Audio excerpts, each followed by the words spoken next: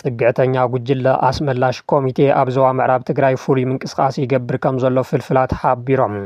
ወያነ ትመጽላ ብዝብል ድማ ድልድላት ናብ ምፍራስ ተሰጋጊሩ ከም ዝርከብ ተፈሊጡ እቲ ጉጅለ ጥፋት ካብ ኩለን ወረዳታት ዝተውጻጸ ፖሊስ ዋርድያ ተከዘን መኽበሪ ሰላምን ብምባል ዝጽውዖም ዕጡቃት ምስ ሰራዊት ብልጽግና ጥምረት ንምፍጣር ስልጠና 9 መዓልቲ የካይድ ከም ዘሎ ተገሊጹ እቲ ኣብ ባዕኼር ዝወሃብ ዘሎ ስልጠና ውሁድ ሰራዊት ክነጣይሽና ንዘይተርፍ ውግእ ተዳሎ ዝብል መፈክር ሒዙ ጽዑቕ ዝኾነ ወተሃደራውን ፖለቲካውን ስልጠና ይወሃብ ከም ዘሎ እሙናት ፍልፍላት ካብቲ ከባቢ ገሊጾም ኣለዉ።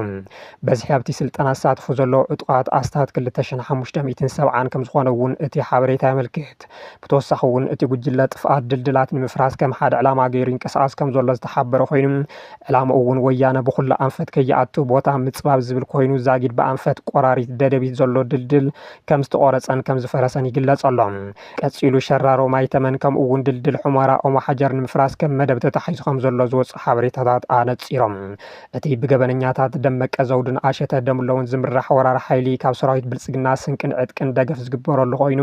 ካብ ቀረባ እዋን ንነዘ ወያነ ናብ ምዕራብ ትግራይ ብሓይሊ ክትኣትያ ዝብል ፍርሒ ሓዘል መልእኽቲ ብምንዛሕ ነበርቲ ርዒዶም ኣብ ጎኑ ንክስለፉ ይገብር ከም ዘሎ ይግለጽ። ብሽም ዋርድያ ተከዘን መኽበሪ ሰላምን ዝሓለፉ 5 ዓመታት ዕጡቕ ከውድብ ዝጸንሐ ደመቀ ዘውዱ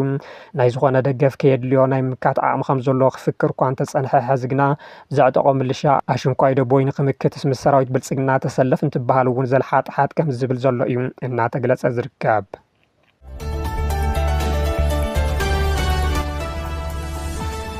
ኣብ ሃገራዊ ምክክር ካብ ሃገራዊ ባንዴራ